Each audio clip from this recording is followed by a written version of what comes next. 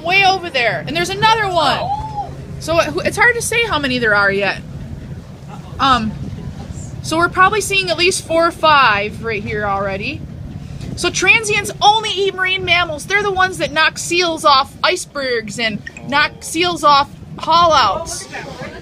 There's a couple right there. And residents only eat fish. So the transients and residents do not interbreed, and they have not for tens of thousands of years. They look the same, but they do not interbreed. Woo! Another neat thing, so if you're a stellar sea lion and you're hanging out on your haul out getting warm from a day's worth of swimming, and you see some resident orca come by, guess what? You're not going to be that alarmed. There's a baby. That's a baby. That's a calf. That's a big male. Oh, there's another. Oh, look at them all. So if you're a stellar sea lion, there's a baby. Now they live here year round, by the way. They don't migrate to and from Hawaii like our humpbacks. They can dive for hundreds of feet deep. Woo!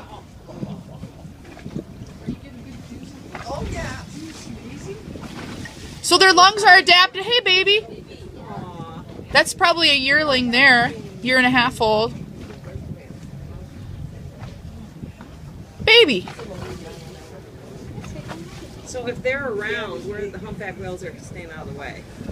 Only if they're a calf. The cow will protect her calf. The other humpbacks may help as well if they're in the area. But they know they'll be making noise. Okay, here's the difference. That's what I started to say. So if the stellar sea lions see some resident orcas, they're not going to be that alarmed. And we've tried to figure out how do they know they're a resident pod, which means they only eat fish. Because of course, if you're a stellar sea lion, you're not going to be worried about getting eaten if it's a resident pod. And one of the ways is that we think that the resident pods probably make lots of noises because they're not hunting marine mammals. Now, if you're a hunter, you're not going to be out there, you know, chatting and singing with all of your friends. You're going to be really quiet and stealthy and sneaking up on a stellar sea lion. So if you're a transient pod, more than likely you're going to be stealthy and quiet. And so that's one of the ways that sea lions will be able to tell whether or not they should be in fear for their lives or harbor seals. Woo! Are residential ones territorial then? They all kind of live in the same waters, and they do not interbreed, like I said, for up to tens of thousands of years, which is fascinating.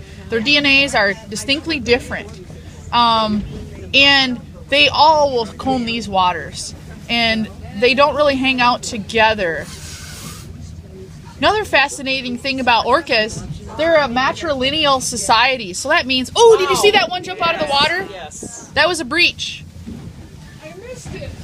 I can't believe I missed it. So the matrilineal society means that, okay, let's say you're a little baby orca like the little baby we're seeing, and let's say that's a boy. Well, that boy is going to grow up and stay with his mother and her family, her pod. It's a matrilineal pod. And what's also fascinating, okay, let's say he reaches sexual maturity.